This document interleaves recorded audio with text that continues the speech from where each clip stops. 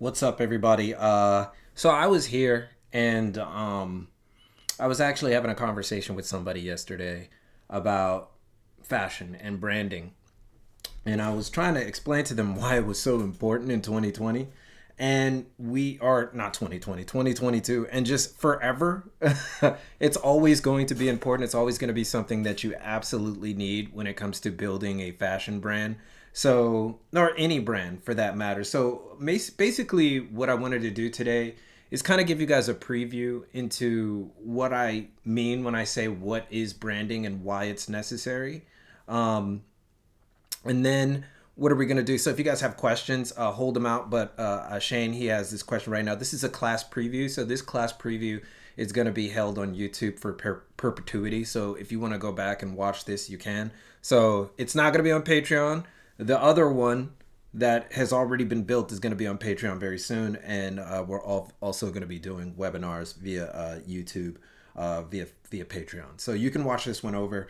But this is important. This is an important episode. This kind of gets you geared up for kind of like our new way of giving you content, whether that's business or whether that's going out in Japan and showing you stuff. So that's all a part of this new direction that we're taking with the channel, and just giving you more opportunities for you to speak to me, ask questions, whether in the chat or in the comment section, and then we can address them later on. So this right here is unscheduled. I just wanted to do something. I felt inspired, and I wanted to go ahead and get you guys prepped for what's going to happen.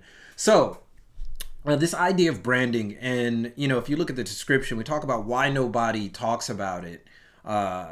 Unless they're in design. So you can go to a few YouTubers out there that talk about branding, but branding with fashion tends to be something that is constantly overlooked. I've looked at not thousands, but plenty of other YouTubers and other content creators, and a lot of the time they don't cover this very important aspect of building a brand, and that is branding. Now, for those of you who don't know, that's how I started my design career, is in branding. Whether I was working for smaller companies outside of Los Angeles, or working for doing as an independent consultant for creative artist agency, or working with bigger companies through in and out of Los Angeles. So that's where I started, and then I ended up doing things more independently once I came back to Japan.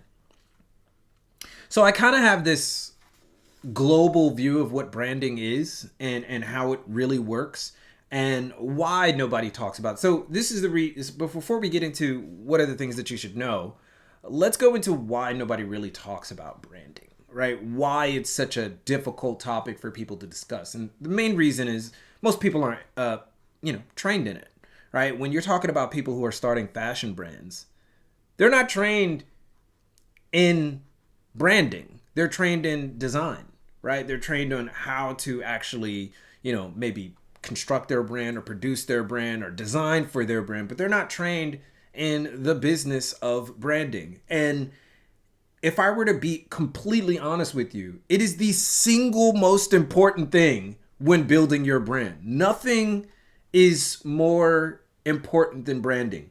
And some of you out there might be like, how is that possible in branding? I see a lot of brands out there that are just co-signed by some famous person, and it's co-signed by some famous person, and that famous person made it popular. Well, think about that. A famous person wore a particular brand, and that brand is now known because of that famous person. That is branding, right? The individual, the famous person, becomes a part of the branding, a part of the story, a part of the vision.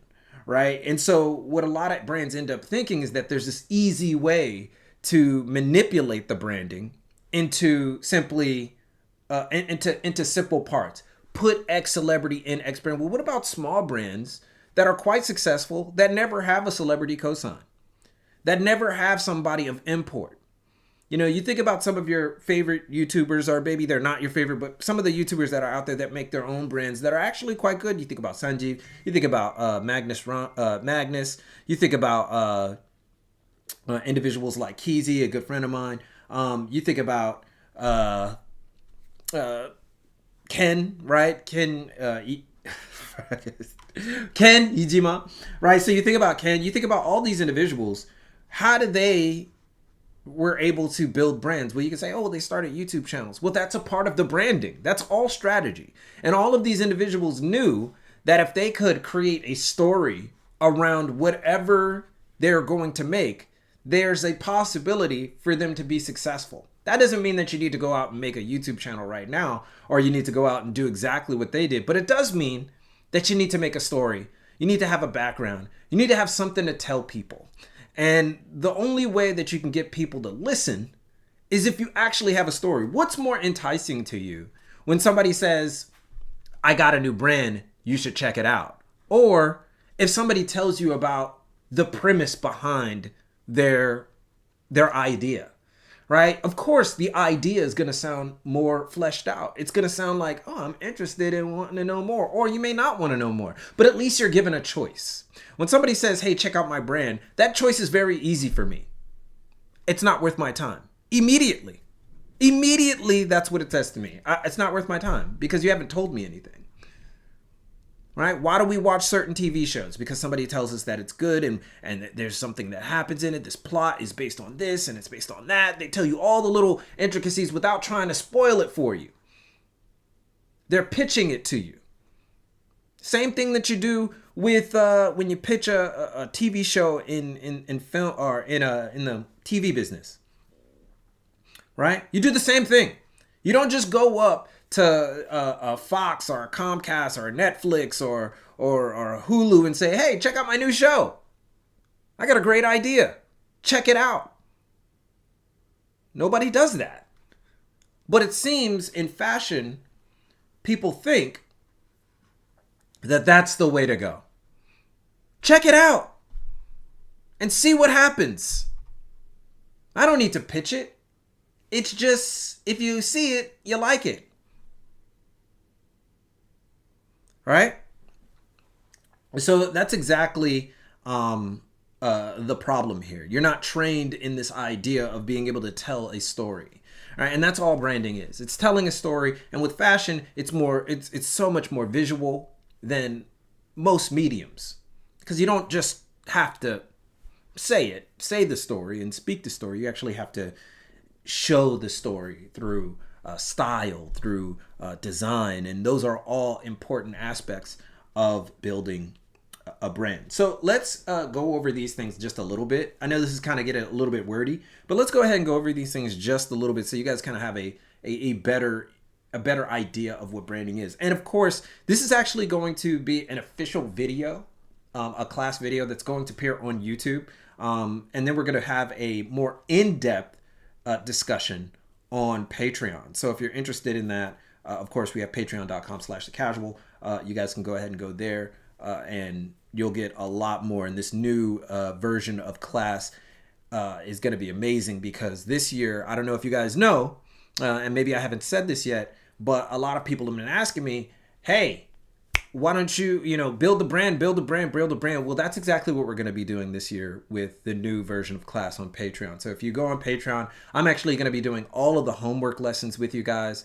I'm going to be doing all of the exercises that I have for you guys. I'm going to be reading all the content that you guys will be involved in the Patreon. And I will actually be building a brand with you all. So you can actually see the process. So if you want to build a fashion brand, and you want to see what the process is like, and you want to see how I would go about doing it, all while seeing it in real time, because I don't think anybody's ever done that before. So I'm actually going to do that with you, just so you could see, oh, okay, so this is the process, this is what I'm missing, this is what I didn't do, and this is what I could either do better, or this is my angle. So yes, I will be doing that at the same time. So if you're interested in it, definitely check it out because it's only going to be available on Patreon. So let's go ahead and get into some of these little things about branding, some of the things that you have to know. I have my book here. I will tell you what this book is, Fashion Business Manual, and it's a fantastic book. I'll be giving the links to you guys a little bit later, but it's everything that I would talk about in a more visual format, so it's a lot easier to take in. So why, I'm going to give you some definitions. I'm going to read a couple of things, and then I'm just going to bloviate a little bit on why these things are important. So it says the most important thing in branding, right? And again, in this book, it's the very first thing that they talk about, branding. They don't talk about names. They don't talk about logos. They don't talk about anything. They talk about branding. The very first thing in a fashion business manual talks about branding, right? And that's the importance of, because the first thing that you have to get down. So that's the one thing that I want to go ahead and say. So it says the most important thing in branding. Branding is an opportunity to create your company's personality and forge a closer connection with your customers. The key to strong branding is through differentiating yourself from your competitors. In short, stand out. Right? This is important, right? The most important part of that, definition of what is branding and why branding is important is to forge a closer connection with your customers. I can go several hours talking about why this is such an important thing, about why it's important to forge a closer connection with your customers. I can go forever on that, but just know, I'm not going to, but just know that is so important. And the reason why so many brands fail, I'm not going to give you a funny reason. I'm not going to be funny about it. I'm not going to try to make you not want to start a brand. But the main reason why brands fail is because they don't want to forge a closer connection with the customers that they're trying to target. Okay, let me say that. They're not trying to forge a closer connection to the individuals that they are trying to target. What they end up doing, what most neophyte brand runners do, especially, and I see this a lot in street fashion or streetwear, whatever you want to call it. I see it a lot. What they end up doing is they try to reach everybody. They try to say, look at my new brand. It's awesome. Everybody should check it out. And what they're thinking in their head is that if everybody is targeted, then the people who are going to like it are somehow going to be like, oh, I like that. Oh, I like that. Oh, I like that design. Oh, I like that design. That is few, far in between, because you're not actually talking to them. Now think about yourself. If somebody were to go up to you and say, hey man, I made something just for your, or not amen, but hey, yo, what's up? I have this project that I'm doing, and you are the exact person that, like, your style, everything about what you do is exactly what my project is all about. You are like the quintessential, you're the epitome of what I'm trying to do. Your entire style. I'd like for you to check it out. Now, what's crazy about that is that it's personal. That person will look at it like, you made something for me? Like, I'm the person? I'm the person that you're looking for? Right? Like, that's crazy. What do you think? That's better? Or telling people, hey, check out my brand. And hoping that that kind of person, the person who thought it was for them, sifts through it and says, oh, that's a brand that's for me. But they didn't talk to me. So what do I care? The brand was supposed to be for me, but that person didn't talk to me. So I guess I'm not their customer. They tried to reach everybody. They didn't make me feel special. They didn't make me feel like they were looking for me. They didn't take the time to speak to somebody like me. They didn't take the time to speak to the individuals that are in my circle. They just tried to reach out to everybody. This is not the way to start your branding journey, right? You want to speak to the people that obviously have a vested interest in whatever it is that you have to offer. Now, I know a lot of people will ask questions. There's a lot of things that go on with that. You see, what about the market right now? It's super saturated. There's so many people doing the same thing. There's so many people doing this, that, and the third. And yet, with all that saturation, there's still people who succeed.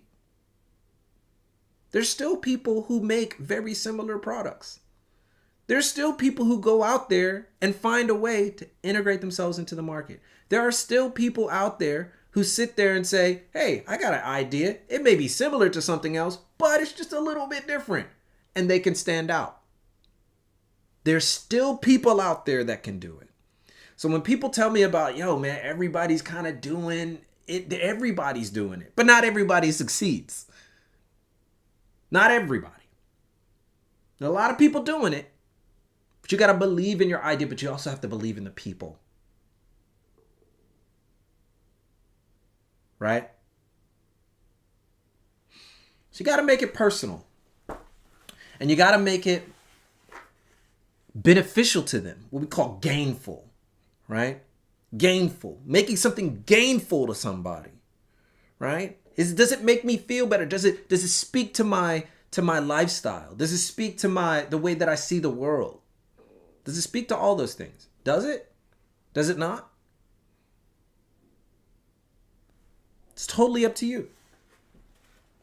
All right, so here's some facts that we're going to actually talk in the official. We're going to talk about in the official video. We go a little bit more into detail, but there's 7 points that I'm just going to go over really quickly. And then after I go over these 7 points, I want you guys to go ahead and ask questions if you have questions about fashion branding and why it's important or anything like that. So again, if you want to watch the full video, it will be on YouTube very soon, probably within. I'm not sure. Maybe we do it this weekend or maybe we do it next week, but it'll be available very soon for you. So keep that in mind. But we're actually going to go over all these points in that video, just in a little bit more of a standardized format. So I'm not just going all over the place. So how to stand out, branding. But before we go into that, logos, right? So more than a logo. So we talk about logos. I always tell people logo is like the last thing. Whenever I consult with fashion brands, I always tell them, logo is the last thing that you should think about. Seriously. Because at the end of the day, your logo can just be your name in some font.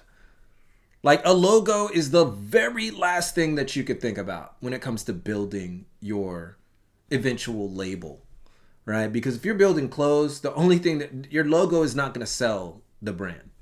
I can tell you that right now. The logo doesn't sell the brand. The logo is literally just a mark for people to understand that what is yours is yours. Right? Like when you look at the Nike logo, do you think, oh, that's such a good logo and that makes me want to buy Nike? Over time, yes. But really, it's just a mark. It's just a mark. And most logos are incredibly simple.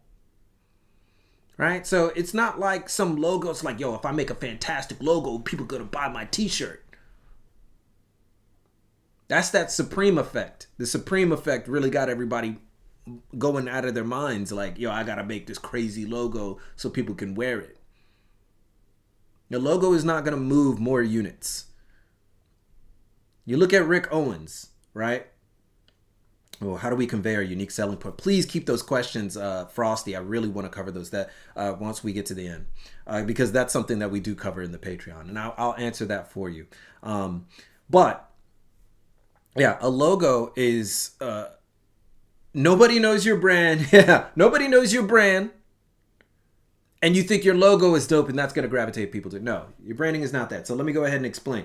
On the contrary to popular belief, branding encompasses much more than your logo and packaging. Your branding is the total sum of everything that your company represents, from your brand name, designs, communication, to your key values in the business model. So how do you stand out? Right? 1, you don't follow trends, you create them. How do you do that? How do you not follow trends and you create your own? See, me, because I've been living in Japan for so long, I know how this is exactly how Japanese brands operate. They do not, like new labels, they don't follow trends. They kind of create their own little way in it. This is the reason why Japanese brands are so incredibly niche. You got streetwear brands that are street by nature, but take on a like fishing culture aesthetic. Like, so when you see their label, it's like, it looks like it's fishing gear, but it's based in street. It's based in street styles, right? Like, it's crazy. Or they'll take like, like a tech wear kind of utilitarian style and apply that to Japanese traditional silhouettes. So it creates its own little niche. And it's so simple. Just take this one thing and then take this other thing and say, hey, how can we combine that together to create our own unique, our USP, our unique selling point? Somebody's gonna like it.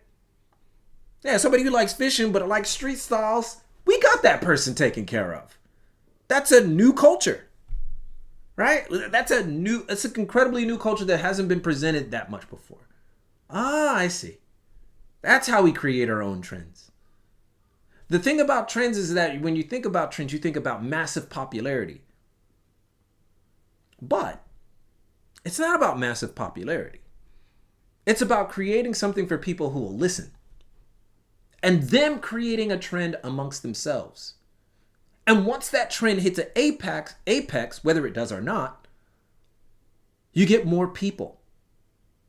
You get more people involved. Right? More people like, yo, I like that. Or maybe somebody just likes a piece that you made. I like the way they did that. I'm not down for the whole look, but I like the way that they did that. I'm going to keep up with it because maybe one day they make something else that I like. They're the only ones doing this. Very important to think about how to create your own trends. Not about being massively popular. It's about taking cultures, subcultures, or things that people are involved in and seeing how you can factor that in. And usually it's based on you. Oh, I'm interested in this thing and I'm interested in that thing. What if I put that thing and this thing together aesthetically as fashion? I mean, you want to know the secret to all this? Every designer does this. From high-end designers, from luxury designers, to successful street designers. They all do this. Think about the late, great Virgil Abloh, right? A lot of people say that I've given him a hard time, but his methodology was genius when it came to street fashion, when it came to street wear, so to speak. What did he do? He took the nuances and exclusivity of high fashion, applied the approachability and ease of wear of streetwear, upgraded it, and using high-end nuance in the design process, and made something that is completely different, but not so different than what we were used to in the past. You look about Shane Oliver, who did it first, or who did it before Virgil Abloh, but then he kind of flipped the script because he wanted to have something, there was something else in his brand. You think about Masaki Honma of Mastermind Japan, who did the same thing in 1997. Really, Virgil Abloh, what he accomplished with Off-White, and then subsequently moving up and higher, is something that Masaki Honma did 20 years prior, more than 20 years prior.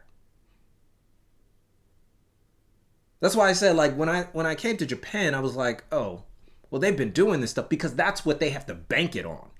They bank it on creating their own trends. Whereas in the West, we tend to bank it on who's wearing what.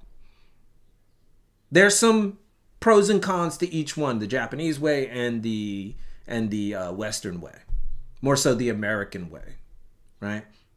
Because I believe, but just, going off on a little bit of a tangent here, I believe that the best marketers in the world, no question, live in America. It's the reason why America has some of the biggest labels in the world. They may not have the best products, but they're damn sure the best marketers. They know how to sell water to a whale. You could take the lowest, you could just take a normal person in America who wants to start a business, and they're like, yeah, I know generally what I have to do to get people to understand. But in Japan, it's more like we have to make people feel like this is the culture. So we're gonna make something that appeals to a specific a specific group. But we shouldn't have to tell everybody. You should have to discover it. So Japan is all about discovery, but that's just culture. Because Japanese people are more apt to discover. They're more apt to go out and look for something that's different. That's just culture. So you have to market according to how you feel is best for you. So number 2 in this list is to communicate sincerely. Communicate sincerely, which means to speak to customers with sincerity and show personality. This is so important. This is one of the things that I love to do. Be authentic, man. Just tell people. Just be sincere.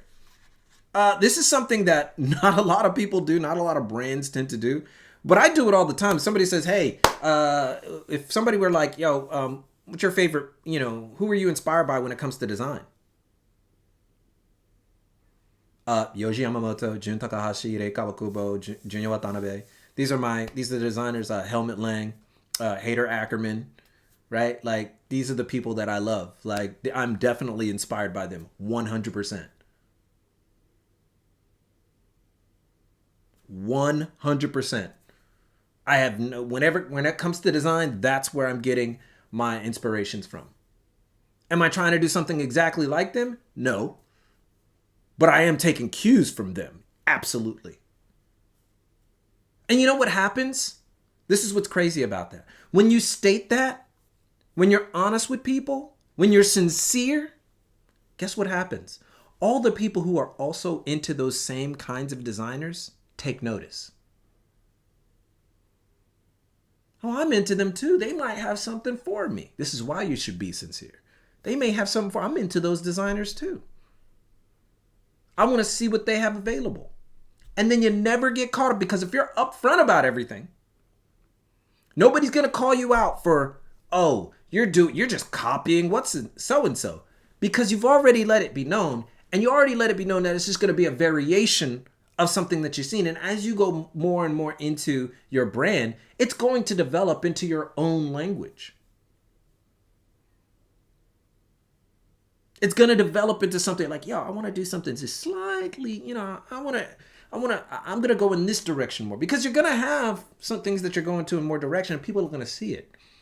And you're also going to take into account what other people's reaction to your work, especially if you've dug in and you're sincere with the community that you built. All right. And we haven't talked about building a community, but this is really important going forward. Don't be afraid to experiment. We've covered this just slightly. Yeah, experiment. Your craziest idea that you think will alienate a lot of people is probably the idea that you should explore first.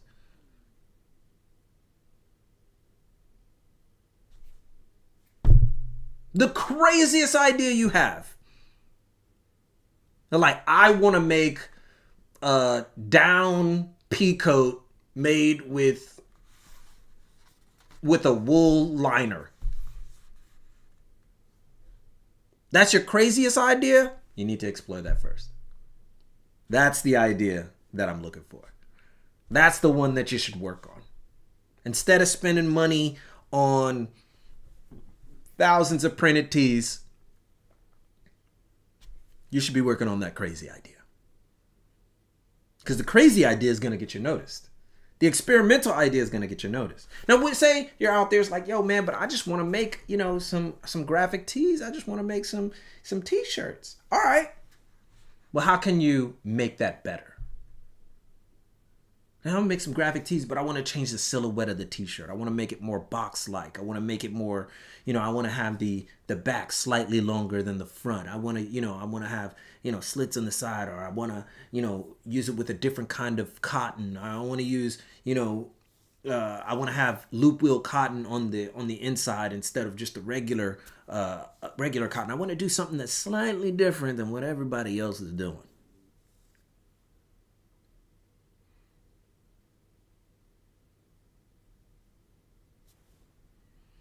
All right? This is what you do. You start thinking about these things. You start thinking about, how can I do it? Lampy's like, "Cut and sew is so hard." Yeah, life is hard, but we do it because it's necessary. I tell that to everybody that says something is hard to me. Life is hard, but we do it because it's necessary, right? Get past get past the things that you think are hard and just learn how to do it. Listen, you ain't got to make everything. You can get a sample maker. You can get somebody to do it for you. You can draw it out. You can concept it. You think Jerry Lorenzo is sitting in the office sewing every damn thing that he ever made? No. You know what I'm saying? You think Yoji Yamamoto is sitting there? Yoji Yamamoto, if you guys saw that video. Think Yoji Yamamoto is sitting in the office doing every design for Y3? I could guarantee you, I know 100% he's not. I know 100% he's not. He has a team of individuals doing it who understand the vision. Rei Kawakubo of Comme des Garçons literally does not do any of the designs. She trusts her team to create what's on her mind. She has a very tight-knit team that does exactly what she wants them to do. And she reviews it. You could do the same thing. You don't have to know every single thing. It's great to know cut and sew so you can get those ideas out as soon as possible. But it's not necessarily the end all be all. Repeat your brand message. Oh, I love this one.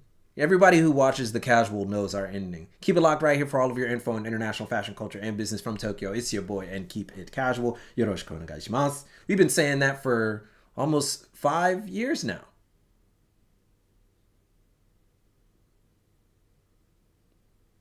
Five years I've been saying the same kind of ending at the end of all these videos. Why? Repeat the brand message so people know what they're getting into. So people who've been here for a long time, they know what it's about. It's something that they recognize and they've been a part of it for that long. And people who come who are new say, "Whoa, that's something that keeps on being said." And it reinforces the idea. It reinforces with the perspective that we're coming from. Anybody who knows, what is The Casual? The Casual is a casual conversation about fashion and its parts, the industry, but from a perspective from Japan, an international perspective, bridging the gap between cultures. That's how you do it. Repeatable message. Nike, just do it. McDonald's, we love to see you smile. Right? Or some other, I'm loving it. Right? All these brand messages that are ingrained in your head like, I get it. And sometimes a brand message doesn't have to be spoken. Sometimes it's just seen, like the Apple commercials. For like 20 years, Apple commercials have followed the same kind of method. Had the same language.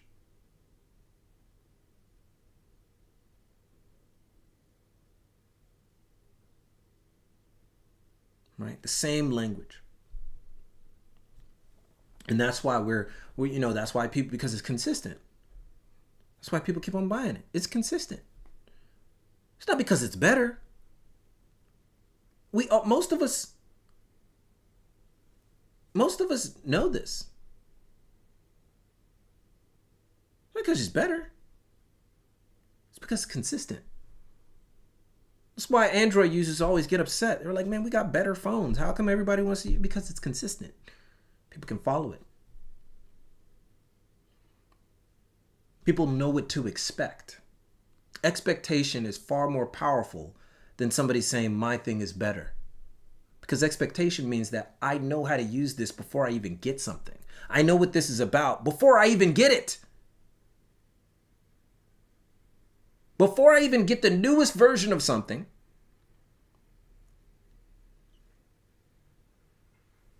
I know about it. I know how to use it. I know what the message is. It's consistent. That's what brand messaging does. Great visibility. It's important for your brand to be visible, whether it's traditional advertisements, media cover, social media, blah, blah, blah. A lot of people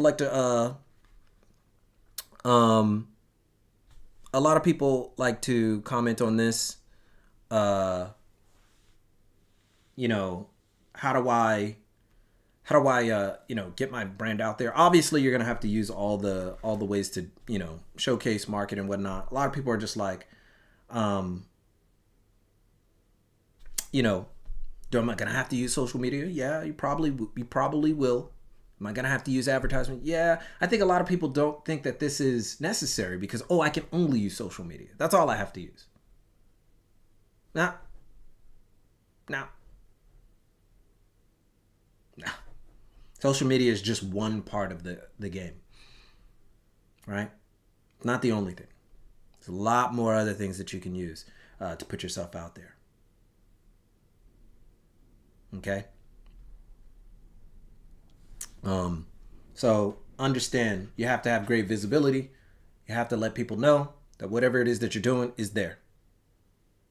Right? And we're going to get to the question Q&A section, so I'm going to go back and check some of you guys what you said. So keep those questions there, and we're almost done. 6, exceed expectations. Oh, man, this is great. This is one that I love. Exceed expectations, always. Somebody thinks that they're getting one thing, give them just a little bit extra. Not the whole farm. Give them a little bit extra. Somebody buys an apple. Hey, here's some carrots for you to try. I'll give you 1 carrot. Go ahead and check it out. We have some good carrots at this farm. Why? Why are you giving me a carrot? Hey, man, you come here all the time. Yeah. You talk about New York hot dog stands. We talk about this all the time. Go to a New York hot dog stand, and if you go to the same New York if you're like a dude who goes to the same New York hot dog stand, and the guy knows who you are, it's like, hey, man, you come here all the time. Here's one for free. It's like, thanks. Guess what? You're going to go back because you might get another free hot dog one of these days. You supported me this long. Here you go. You've exceeded expectations. Just a dude with a hot dog stand knows that.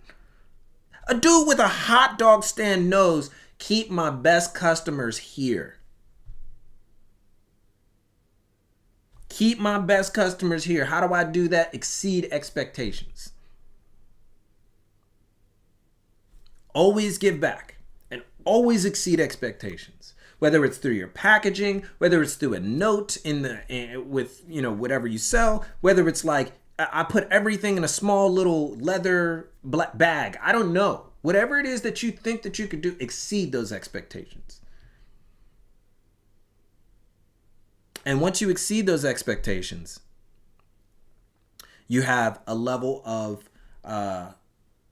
you actually gain a level of worth that many other brands don't rely on. And then the final one, don't try to please everyone. We've talked about this. Is really what this is all about. And I think that this is mostly important. The most important thing. Too often brands are out there trying to please everybody. I want everybody to like my brand, and they start crying. Nobody understands me. Why? It's because you're trying to please everybody instead of talking to the people that actually listen to you. Who gives a damn about people who are not going to like your stuff? Yo, man, I had so many people who come up to me and say, yo, man, I tried to tell people about my label, but they're always responding like, yo, I like it, but your junk is too expensive. It's like, okay. And then you're sitting there like, oh, so I have to make my stuff cheaper? No, guess what? That person is not your customer. So stop trying to reach that customer. That's the problem.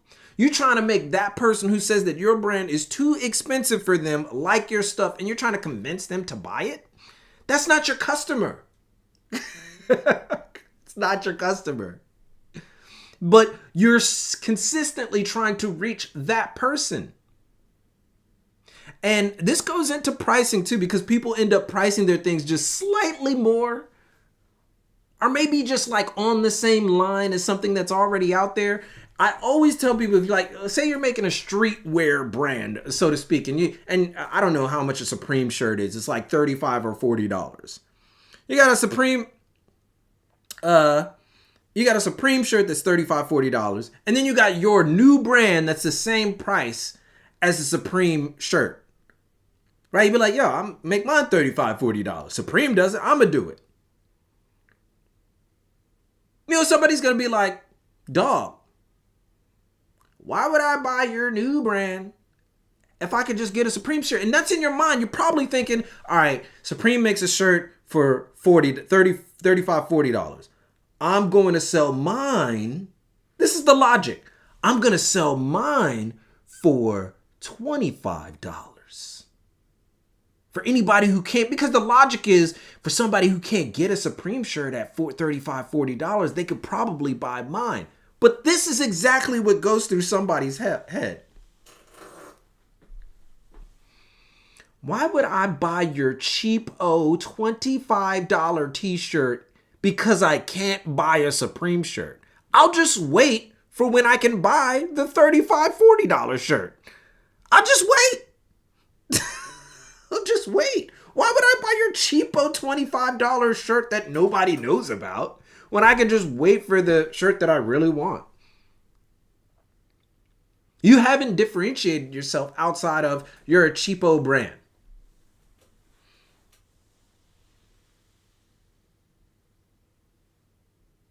You're a cheapo brand. If you were going to make a $25 t-shirt, you might as well start a fast fashion company, straight up. I've always been the first one to say, hey man, don't even make a $35, $40 shirt. Go ahead and make a $70 shirt. Make a $70 shirt and see the reaction. See the reaction. You selling $70 shirts? Like, what? But the thing about selling a $70 shirt versus selling a $35, $40 shirt or even a $25 shirt is that people are going to wonder why you're selling a $70 shirt. They're immediately going to ask why. And that presents you with an opportunity to tell a story. It presents you with an opportunity to tell a story. Obviously, if this person's selling a $70 shirt, there's a reason. I gotta find out why. That's why you do it. That's why you go balls to the wall. That's why you do your craziest idea. That's why you do it. You do something that you may at the beginning think is so outrageous, but maybe you put a lot of work into it. And then you'll get the right clientele. You'll get the right people. Because nobody's going to look at the brand and be like, why would I buy a $70 shirt? Guess what? Anybody who's not going to buy a $70 shirt, they're completely out of the picture. You don't even have to talk to them anymore. You don't even have to talk to them anymore. You don't even have to talk to them anymore. They're completely out of the picture. They're completely out of the picture now. Now, the only people who are going to be buying your particular product are the people who are like, let me know about this $70 shirt you're selling.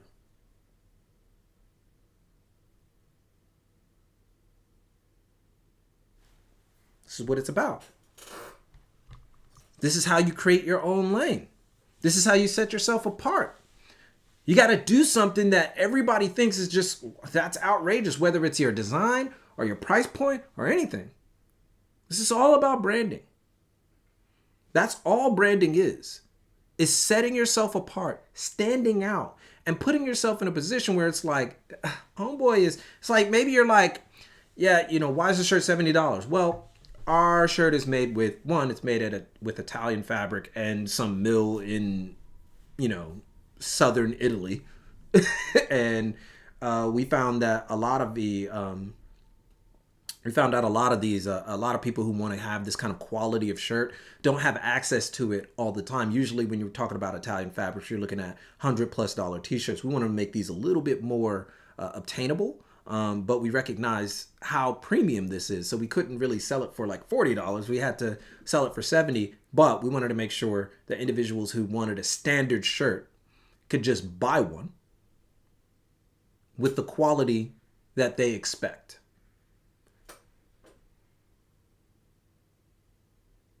Oh, well, that's different. You're making high-end basic shirts for people who like this kind of quality. I like that. I like it. You know, somebody like me, man, I ain't even gonna lie to you. I ain't even gonna lie to you. I got stuff in my closet. I am that guy.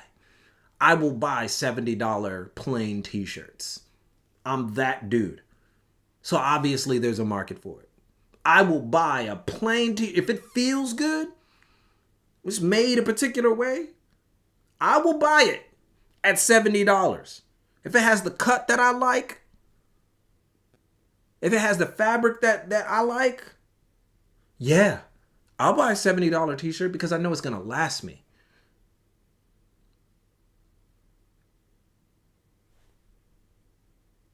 All right. So that's really the intro to this whole idea about branding. Um, and what it's going to be. So I want to go ahead and take some questions from you guys. Some of you have been asking questions, will this stay up or be on Patreon? Again, this is a preview class episode, so this one will actually stay in perpetuity on YouTube.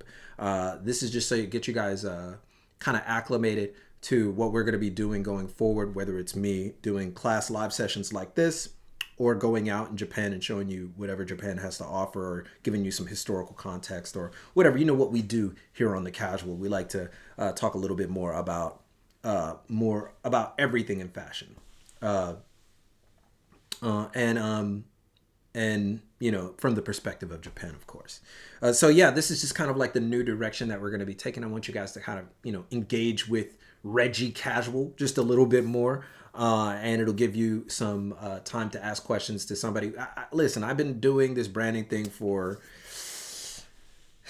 as long as these whiskers start coming in gray, right? Like these things came in early, you know what I'm saying? Like these things came in early because I'm constantly working. And I'm constantly I'm constantly trying to help people do this stuff, and I'm constantly, you know, doing consulting and things like that. So, and then YouTube. So this makes it a little bit easier to connect with you guys. So there you have it. But yes, this particular video is going to stay on YouTube in perpetuity, and we'll do more of these sessions. But if you really want to get the real, the down to earth, like asking me questions, we are going to be having all of that stuff, extended episodes, homework, all of that on Patreon. So patreon.com/thecasual. You'll be seeing more at our new version of class that's only for Patreon members, but you will be getting preview episodes on YouTube every other week. That's what the goal is. So you should expect that. And if we don't have a video every other week, we'll do a live session just like this so you can ask questions in real time. And you know, we can have content out there so you guys aren't just missing us for like a week or two.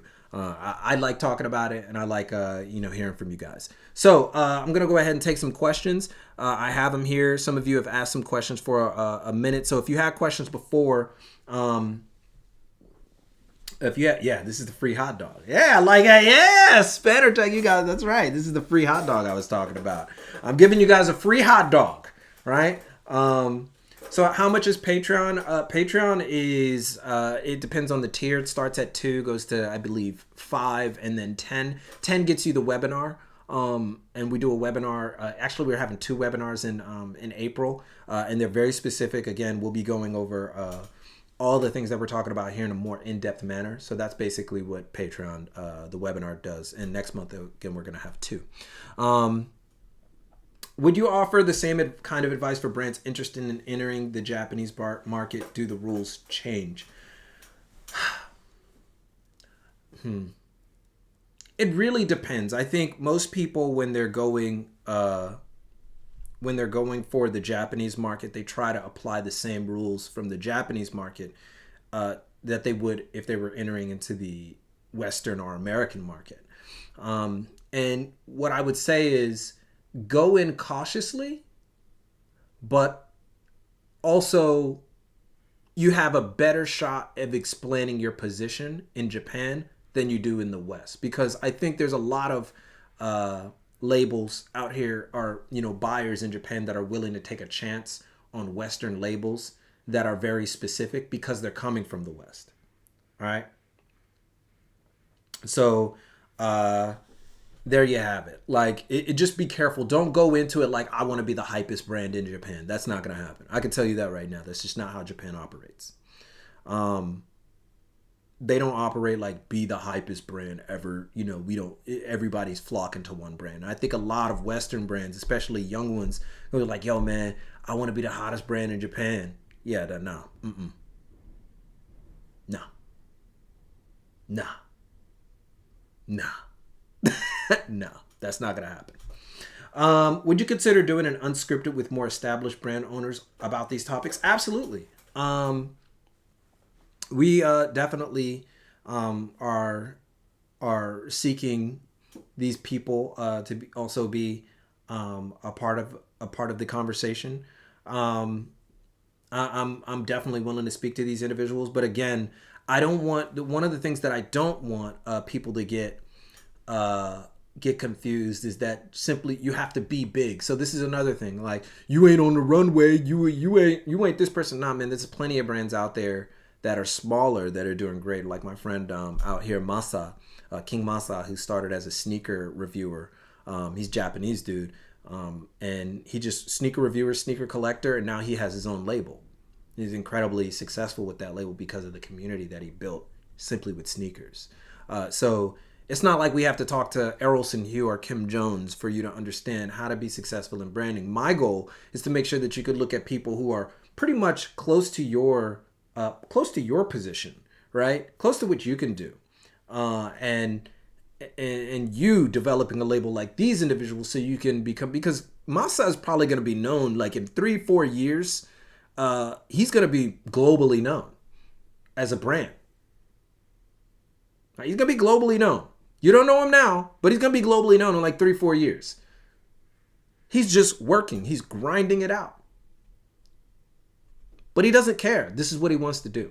So I think it's more important to talk to individuals like that than to talk to somebody in this highbrow situation, because normally when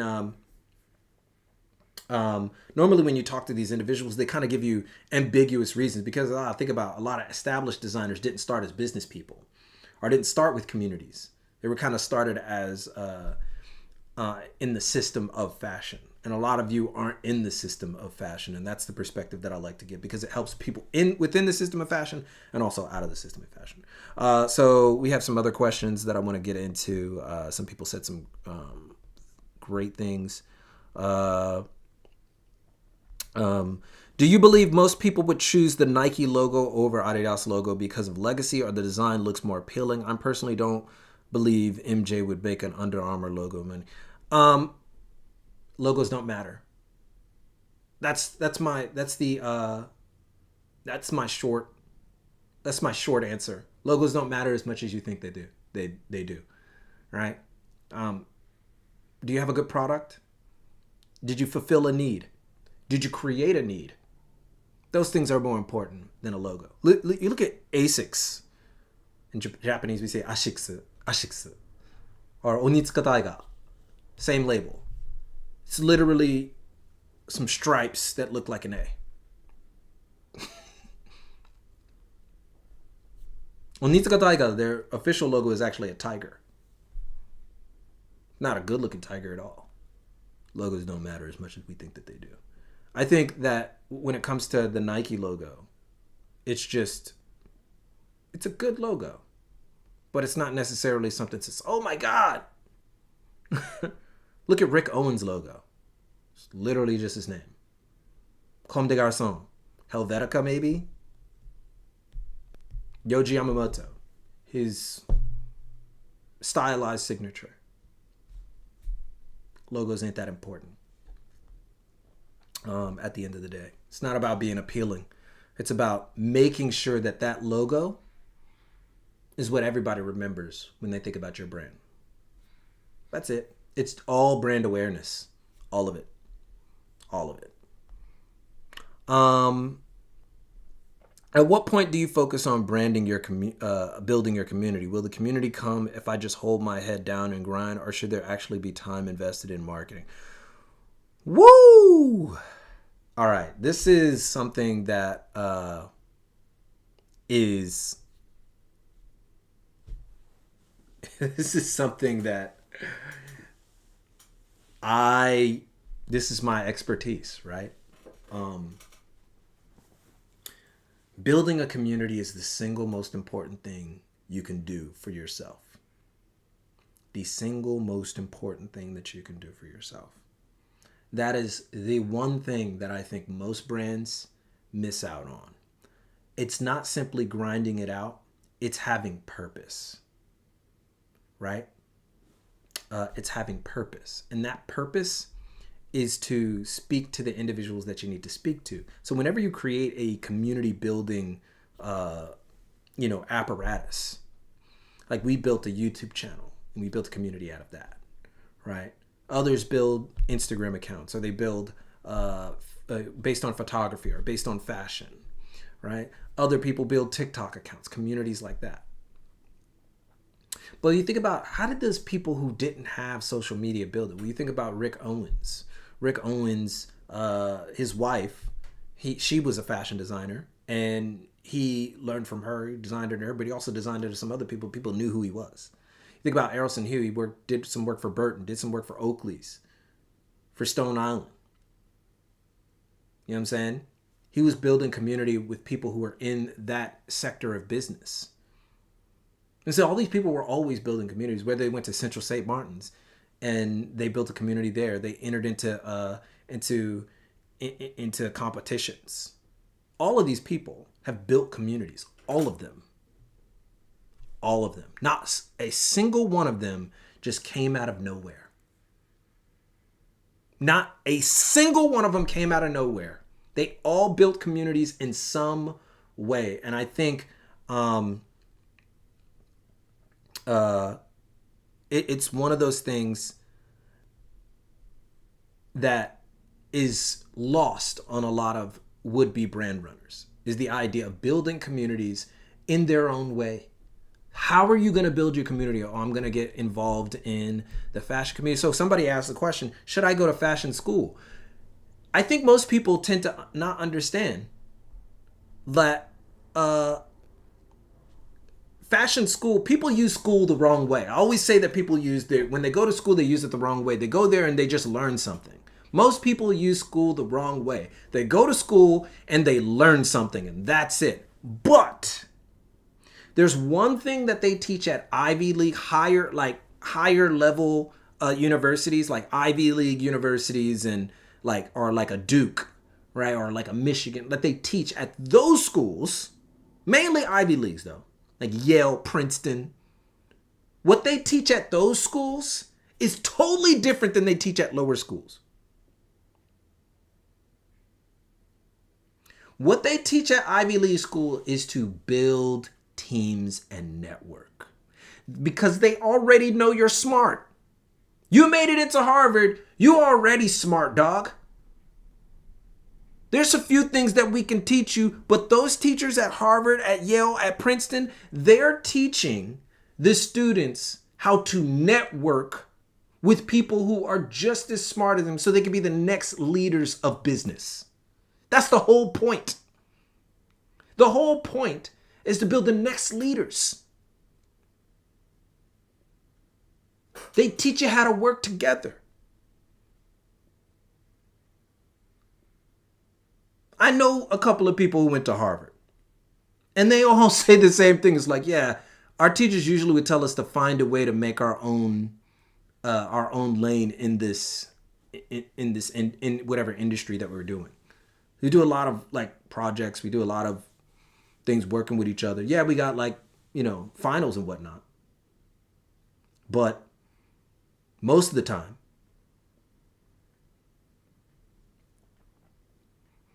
they're telling us to make our own stuff and to network with other people. It's what they do. That's why everybody wants to go. It's not about the education. It's like the opportunities that it presents you. It's an immediate network degree. You basically say, I have a degree in networking with everybody. This puts me in a position that nobody else is in. That's why you go to school. Because it presents you with an opportunity to network. And that's why community building is so important. Right? Do you think fashion school? Yeah. So you think fashion school is good? Yeah, it can be if you go in there with intention. If you're just going there to learn how to sew a jacket, then no, because you can learn how to do that on your own. You can learn how to do that on Skillshare. You can go to Skillshare right now, learn how to make a shirt. You don't need to go to school for that. You can go to Zoe. You could go to Zoe Hong on YouTube right now. She'll teach you how to do all of that. You ain't gotta go on. You don't have to go to school. You ain't gotta pay thousands of dollars to learn how to sew something. Then why are you going to school?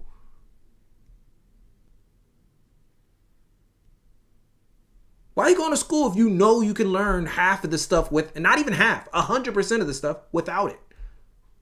So what's the point? So you can have a degree that puts you in, a position. I have this degree in fashion. I'm gonna work for a fashion company. You know how many people didn't go to school that are in the fashion industry?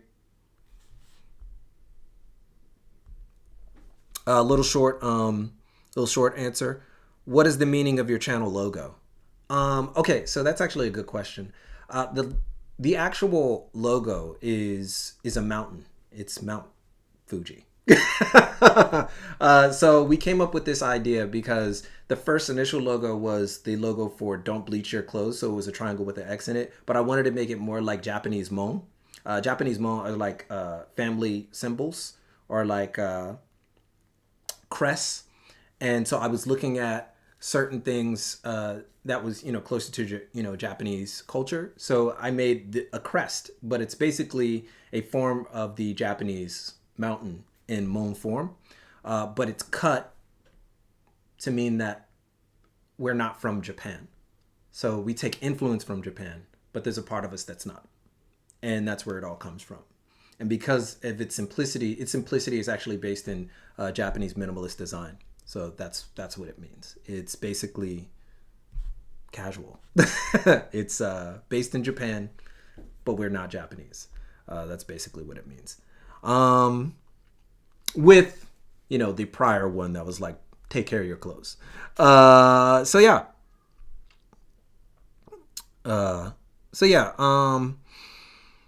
Let's see here. And I think somebody answered that. Yeah, it's Mount Fuji disconnected because Reggie's not being from Japan with a period to add a modern touch. It's very, very, that's a smaller explanation. So anybody finally caught one of the YouTube loves? Are you available for private consultation? I used to be. I'm so busy with most of my most of what I'm doing. I don't want to commit and say that I'm available for private consulting. But I will tell you this: my private consulting. This is the reason why I started doing it on YouTube, because my private consulting is hellaciously expensive, and the reason why is because most of the companies that I work with today are bigger companies when it comes to branding, and it's very hard for me to make stuff for do stuff for smaller brands that I'm not sure. It's almost like a Shark Tank. It's like, have you put in any work that you already have some semblance of a community, and you really want to see how far you can take it. And what are the next steps for you? Maybe you're just like, hey, I'm not really there yet. That's different than if you're just starting. What are your favorite fabric blends for clothing? Ooh, that's a good question. I tend to like natural fabrics, but if we're talking about weaves, I love honeycomb weave. I love it. Waffle knit. I love waffle knit.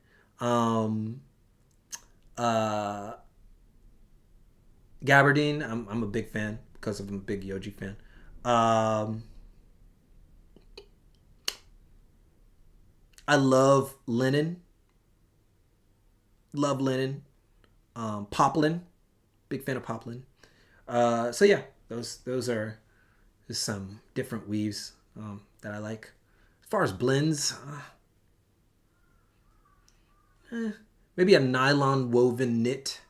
I like how that feels on the skin. So those are good questions. So yeah, I like nylon woven because I don't like swishy woven. I don't like when I walk. Right? I don't like that sound. But I do like I like when nylon feels like cotton almost. Right? Like, and that's what woven nylon really does.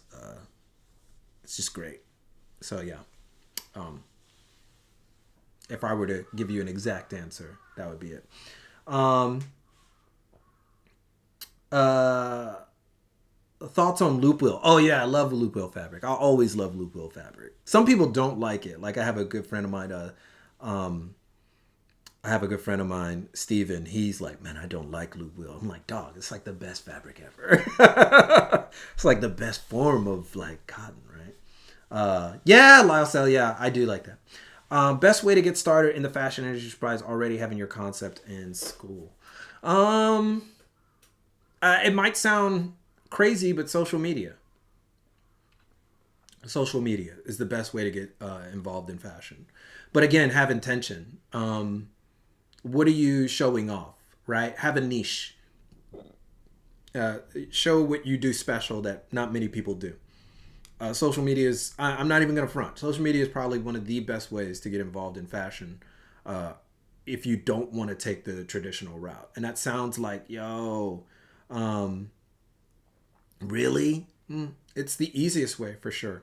Or if you want to not do it that way, getting into consultations. And when I say social media, it's not just Instagram. You got YouTube, you got TikTok, you got so many different avenues. But it's the easiest way. But if you have intention, you can blow it up and you can make it yours. So is grunge going to make a comeback in fashion? Doesn't matter. If you like grunge, wear it. Don't even worry about comebacks. I don't worry about comebacks. All I worry about is if I like it, then I'm gonna wear it. You like it, wear it. Stick with it. Develop it. And make it yours. Don't just wear it like everybody else. Try to find ways to weave it into your lifestyle. You might like grunge, but you like, instead of, rock band tees, you wear vintage video game t-shirts. Change it up. Do your thing. So it doesn't matter. Social media doesn't work when you're banned. Yeah, that's true. Let me see here. I got more. What do I think of Rick Owens as a label? I think Rick Owens as a label is perfectly fine. There are very interesting collections that Rick Owens, releases. However, I think the community surrounding Rick Owens is very hypes up this label a bit too much. And that's unfortunate because it's like they're hyping it, but they're also gatekeeping it. It's like, you don't like real Rick if you don't into 19 or like 2000 pre 2012 or something like that. It's like, dog, right. Appreciate for that video on video games. Oh, absolutely. I play games all the time. So, not recently because I'm so busy, but yeah. Going back to the Rick Owens thing, I like it, but I will be the first person to tell you that I don't normally wear Rick Owens. It's not the first label that I gravitate towards. And so there you go. And what else do we have? All right, so it looks like we've exhausted a lot of your questions. So if you have any I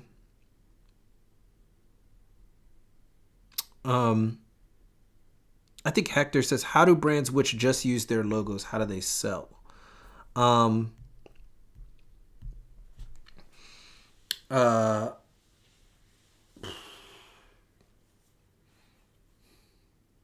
They don't. I mean, just look at the examples. Brands that rely on logos, what do they have? So we have to start case studying these things. What does this brand do that other brands that didn't do? So that's the first thing that you have to do, right? So that's really where the question starts. And then What is your thoughts on the current undercover? I will always love undercover. I can't ever say anything bad about it. I think June goes through these like ebbs and flows of what he wants to do, so his perspective kind of changes from season to season, and I like it, but it's also very it's unpredictable to say the least. Um, if your geocell isn't piss yellow with 5 staples, you ain't a fan, right? That's exactly Rick Owens fans. When rebranding social, do you recommend deleting old posts? It depends. Does it fit within the current branding or no? Some posts might, some posts might not. But usually, if it were me, I would start fresh, right? Yeah. So, the book I will tell. I'll put the link in the description. What are your thoughts on Jikatabi shoes from a tech wear's perspective? I'm not really sure. I'd like to. I need to examine it a little bit more with styles. So, let me go ahead and check that out. Should you build your community online or hit the pavement? I'm gonna give you a note out of one of my personal consultant who tells me all the time. If you have a thing that if you have an idea that has the same results on either which way that you do it, then do both. Right? If you have a situation where you can do both and it doesn't hurt you, do both, right? So if you want to go grassroots, go grassroots. If you want to go online, go online. But a crazy idea is just do both. Right? Do both. Don't limit yourself. You can do both and you'll have the same result or even better result because you're hitting people personally.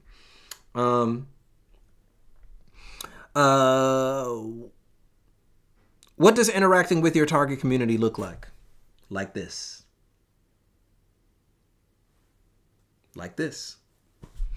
I like to see more Japanese artist videos. Why not? Any brands labels that are exemplary for unsustainable manufacturing considerations, especially in light of the state of global clothing consumption. I'm not going to list them out here because I don't have them on the top of my head, but there's plenty of ways for you to do sustainable fashion. In fact, my lady is, she's part of the Sustainable Brands Conference, so she has a ton of labels. It'd be better to ask her that question. She'd be able to say it off the top of her head like that. I'm not even going to pretend like I can. Do you think we could have another Alexander McQueen in fashion? Do we need another Alexander McQueen? I never... I don't play into the trope of the next somebody. That person has already done their work. I always feel like when we say the next somebody, you're kind of glossing over the achievements of that person. You're glossing over the achievements of that person. You don't want to be the next Alexander McQueen. You can be influenced by another designer. You can be influenced by Alexander McQueen. That's fine. But you don't want to be the next Alexander. You don't want to be the next Kanye. You don't want to be the next LeBron James. You don't want to, like, these are some people who are not in fashion. You don't want to be the next person. You want to be you. By that, I mean someone unconventional. There's a lot of designers who are unconventional. Iris Van Helpen is unconventional. There's a lot of, designers that are unconventional that are fantastic. But the problem that we have right now is that we're not paying attention. I think the biggest issue in fashion, the fashion community, is that we only pay attention to what the media gives us. And this is big. This is big, big, big, big, big. We only pay attention to what the media gives us. And so we're looking for the media cosign. This is something that is terrible in fashion right now, is that we're looking for a media cosign. We're looking for the media to say, this is the next Alexander McQueen, or this is a person who's unconventional like Alexander McQueen. And we don't need that. There's plenty of designers out there who don't have the networking cachet. But when we rely on the media to give us those things, we end up selling ourselves short as people in fashion we are discoverers. We are ones who are to trudge the the unpaven road or whatever. I forgot what the phrase was. You guys know that phrase. I lose a lot of my English over here. But yeah, we're the ones who don't walk on the beaten path. We're the ones who forge our own paths. We're supposed to discover, and we're supposed to go out there. Why do when people ask me about labels and they see like, yo, what brand is that? What brand is that? And I have to tell them some obscure brand that they've never even heard before. Like, what? What are you talking about? It's because I revel in discovery. I love it, right? I'm not looking for the next Alexander McQueen. I'm looking for the next thing that I will enjoy, that I like. Like, and that changes the perspective totally. I think when we wait for the industry to give us these things, or we wait for like Vogue to talk about it, we think that we're not worthy enough. And that goes into your I'm not saying you particularly, but that goes into your value, your self-worth. I'm not worthy enough. Nobody's going to listen. I want everybody to like this new designer that I like. It's not for everybody. It's for you. That's what fashion is all about, for you. Yeah, road not taken. Thank you. I'm terrible at this. What do you think? Who do you think could take over Virgil's position at RV? Or who would you like to see? I'm gonna be real with you. I don't mind who does. I don't actually care. I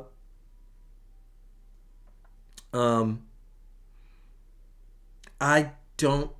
I mean, what Jacob said, Shane Oliver, Thebe, they're great choices, I guess.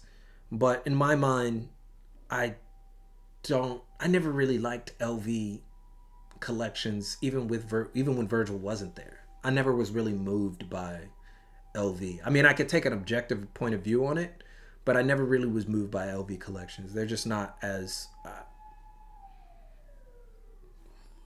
they don't do it for me, I would say. Like, it's unfortunate that I should say that, but it's even beyond Virgil. I can look at collections. I was like, I'm not really into that. So it doesn't. I don't really mind. I guess in fashion, we're supposed to be more like look at things in a more artistic point of view. But for me, I'm just like, I like what I like, and I'm tired of. I personally am tired of talking about things that I don't want to talk about. Like, people ask me about like LV, I'm just like, I don't really want to talk about LV.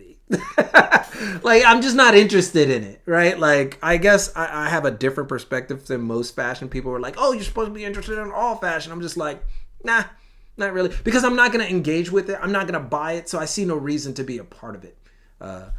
And so yeah, there it is. But one thing that I can do with LV is I can look at it from the perspective of branding, right? So if that was the case, I would look at it in that perspective. So if we're looking at the designer perspective of branding, yes, Thebe and Shane Oliver are great choices because they are definitely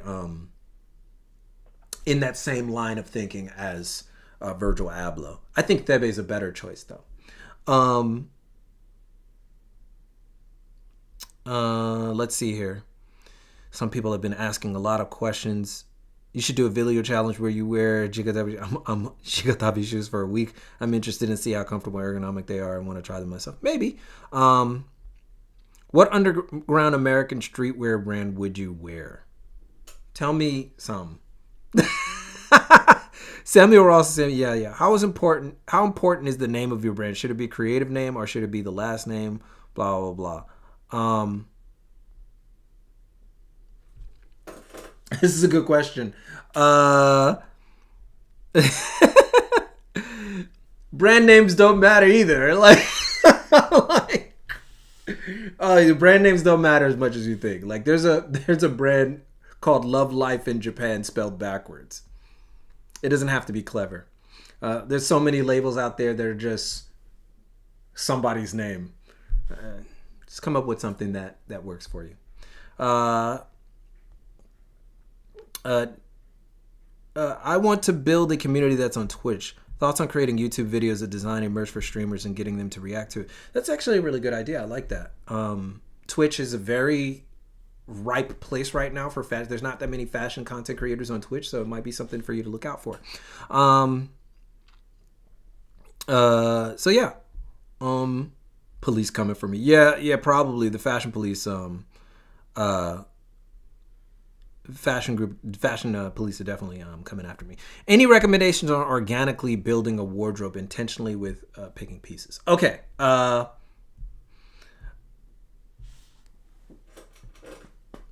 Organically building a wardrobe. Okay, so I'm gonna take like 3 more questions after this one, but this is a really great question as far as how I can give you what I've done with my wardrobe and how I built it organically. I only buy pieces. The first rule is I only buy pieces that speak to me and that can fit into an overall look. I take a Japanese perspective on building a wardrobe, which is just remain consistent. So it's very easy for me to input pieces into my closet and call it a day, right? So because I've taken a very consistent approach, it's easier for me to add things. The second thing is things that you are influenced that are on the outside of your consistent style. You find a way to add that into your wardrobe. But quite often, you'll have to search for different brands that do different things. This is how I have so many different kinds of pieces from different brands that nobody's ever heard about, because I'm always looking for things incredibly specific to my style, to fit into my style. So when somebody says, like, how do I add a flannel shirt to my style? I don't wear a lot of flannel shirts, but I like the pattern. Like, I like the check cross pattern, the plaid pattern. I like it, but I don't wear the traditional cuts. But I wanted to find one that was long and drapey and flowy, right? It took me like hours to do this, but I found one from a label that's called Glam, right? And once I found it, I was like, that's the shirt. That's the one that I want. It's long. It has the flannel kind of pattern, and it flows right. It has movement. And I found it.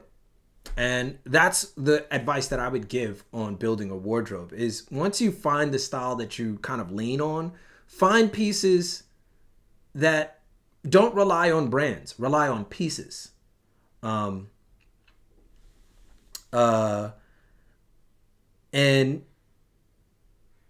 that way you'll never have a problem. You'll never have a problem if you focus on pieces and not brands, right? Like that's how I would do it.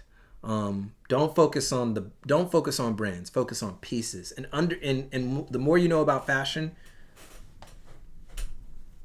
the easier it is to think about pieces, if that's what you want to do. How do I start promoting my brand new business? Talk to people, get online, be a part of networks, be a part of communities that are already established. One of the things that I did when I first started The Casual was I got on Reddit, streetwear Reddit and Japanese streetwear Reddit, and I just started commenting on people, started putting up posts of outfits that I was wearing, and then built from there. Talked about things that people want to know about. Teach people something. Yeah. What are your thoughts on minimal versus maximal designs in terms of branding, logos, especially in terms of... I'm always for branding. Branding, does your community... I think when people design, they're not thinking about their customers. Think about your customers. What is your customers going to like, right? So you're asking me, what do I think? It just depends on the person, right? Like, I like minimal design for the most part, but maximal design can be incredibly... Like, I'm not one of these people who is like, oh, I don't like that.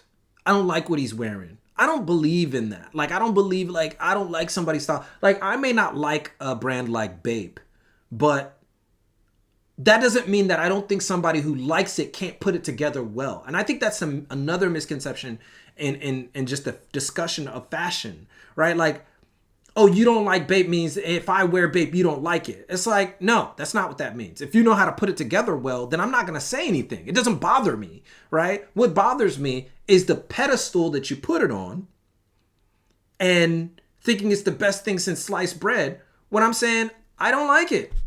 I think it's just too loud for me. For me, it's too loud. Just for me. But if you could put it together well, I've seen people wear Bape that look fantastic wearing it. Because it's their style. They committed to it. They committed to it. That's all that it's about. So, and just to answer your question, I don't even think that you have to think about minimal, maximal design. I honestly, when it comes to branding, I honestly think it starts with the people. Who do you want to reach? If you want to reach people who have a more maximal approach to fashion, then that's what you make. If you want to have something for minimal people, then that's what you make. That's all it depends on. The people come first. I think most people, they start from the design perspective, but yes, your art is important, but people are going to wear your label. So people come first before that. So many good questions. Why is Japan so fashionably wholesome? I don't think it's that they're fashionably wholesome as much as they are. Japanese people tend to commit, where Westerners, particularly those Americans, United States citizens, don't commit until they get older. And then when they get older, they don't actually care about fashion at all. I think that's the major thing. It's that people move on so much. There's such high turnover in the United States, where the average Japanese person that's into fashion, they flesh out the style that they really love more often than the average American. I think Japan has much more in common with like Europe, but Japan is like the extreme of Europe. That's basically what it is. It's like all the way consistent, right? Because Europe is kind of like that too. If you go to Europe, people kind of settle in on a style and they kind of flesh it out. Japan is the extreme of that. And so it's not really that it's fashionably wholesome. It's just that,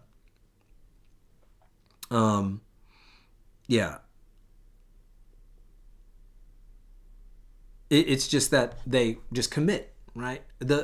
I think in America, like where I'm from Los Angeles, but I've been to New York, I've been to Atlanta, I've been to of course LA. I think in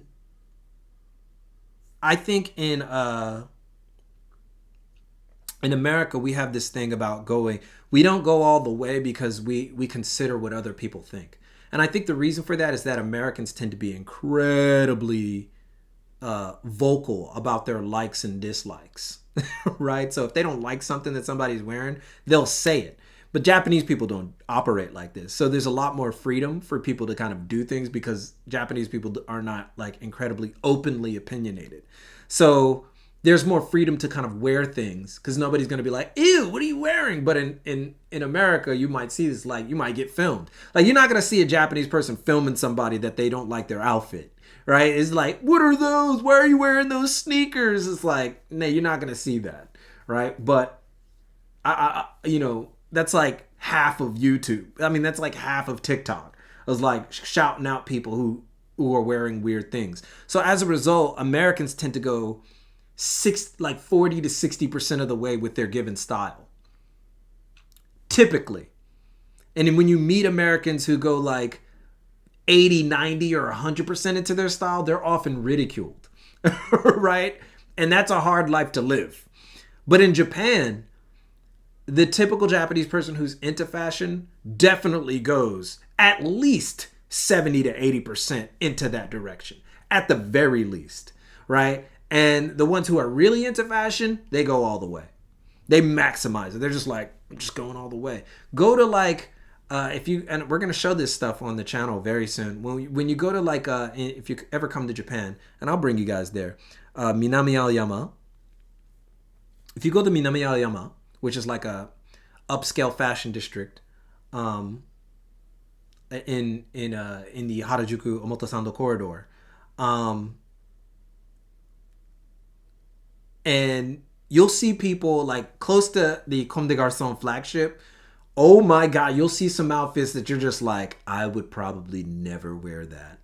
Like even me, some of the clothes that I wear that I've presented to you like on Instagram, I haven't done my most ridiculous stuff, which somebody finally convinced me like, yo man, do the most ridiculous thing. I want to see what the most ridiculous thing that you can come up with is. And it's not that it's just out of sorts. It's just very a different perspective than it's not, it's like, it's crazy. It's just that it's just a different perspective. It's a different perspective than how Americans approach fashion. In particular, I'm just speaking from an American perspective versus Japan. And so, yeah, that's basically where I'm at in fashion,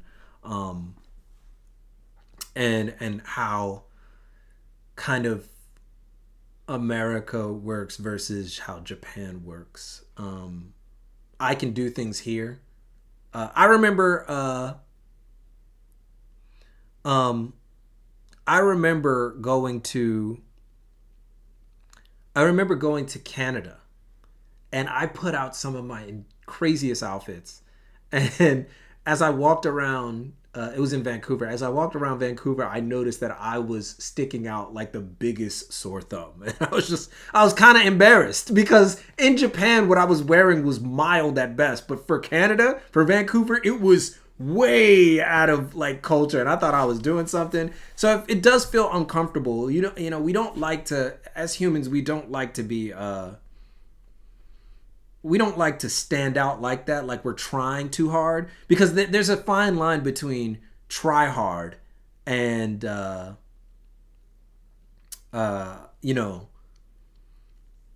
doing what you like. And I think when you're in the States and you go like that 70-80% or even 100%, it feels like you're trying too hard to stand out. But in Japan, that's not the case. You're not trying hard because there's literally hundreds of other people doing stuff that's way more intense than you could ever do. So when is the next live stream? We're going to be doing these. We're going to be scheduling. This is an unscheduled live stream for YouTube. So again, this is going to be something that we're not going to always do as far as, unscheduled ones. I just felt like talking about this particular thing. It's really a preview for what we're going to be doing. So the next live stream will be very soon. We just have to schedule it the right way. So, make a few changes to make it a little bit more official. But yeah, we're going to have a lot more of these. And some of them might be outside. Some of them might be,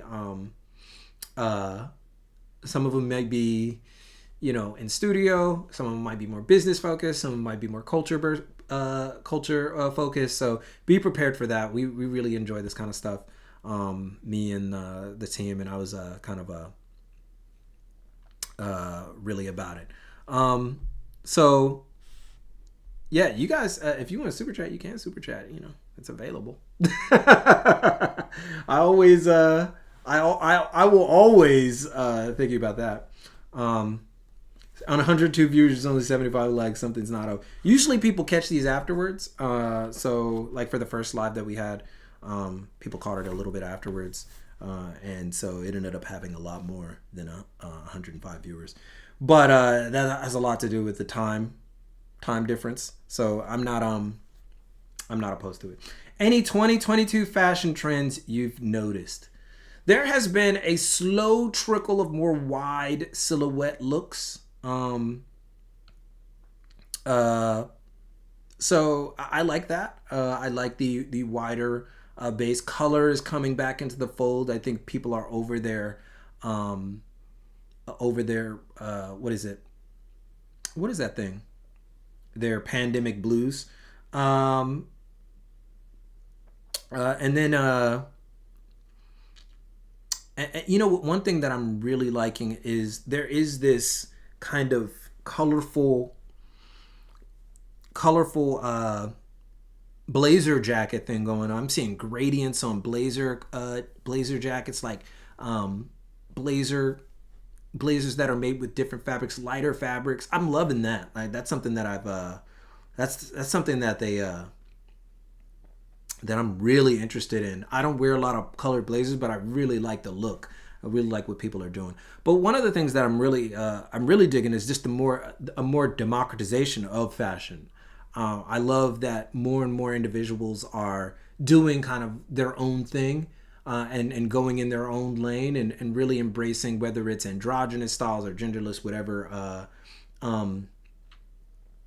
uh, you know, androgynous, or whether it's just playful, or whether it's, you know, tech or utilitarian. Everybody's just kind of going in their own direction. Those who are kind of brave in this fashion world, I'm really loving it. I'm really loving it, and I want to see how people, what people can do from here. But I will tell you this: fashion is incredibly cyclical, and things are gonna come right back around. So I'm not. I will say that half of me feels like it's kind of boring, but the other half of me loves seeing people explore different things. Am I keeping this video up, my guy? Yes, it's staying up. You guys can see it. And we're going to close out real soon.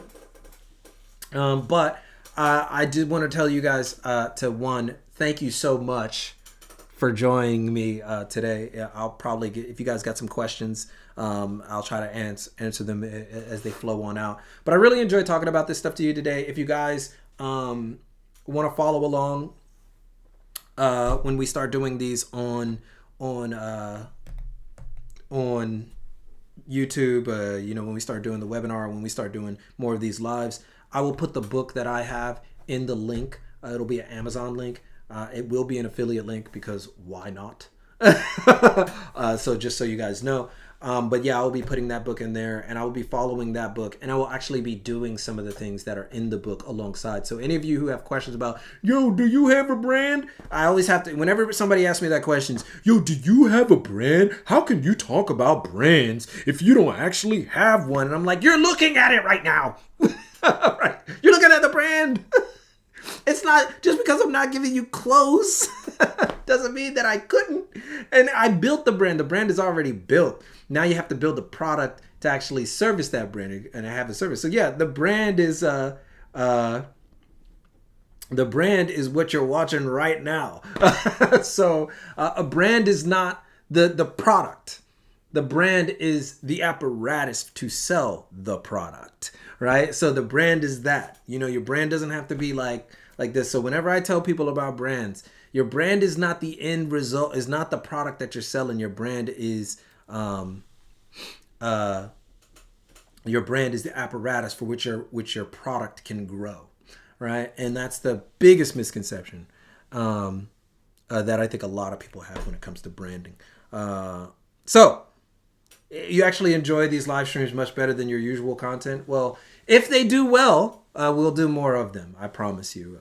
It'll be, hey, Darren Green with the super chat. Appreciate it. Can't wait for the next video. Thank you so much for the super chat. That's always good. It didn't have to, but you did it, and I really appreciate it. Thank you so much. So yeah, it's not gonna be a casual drop. I can tell you that.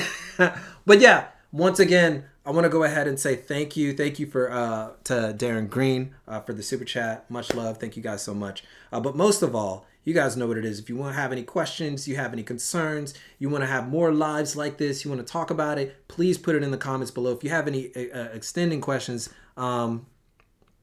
please let it be known in the comments, and I will try my hardest, actually, not probably, I'll try my hardest to get to it, and it's going to be great days moving ahead. This is the new direction that we're taking, and it's going to be a lot more active, a lot more engaging, so I hope you enjoy it. But most importantly, you know what it is. Keep it locked right here for all of your info on international fashion, culture, and business from Tokyo. It's your boy, and keep it casual.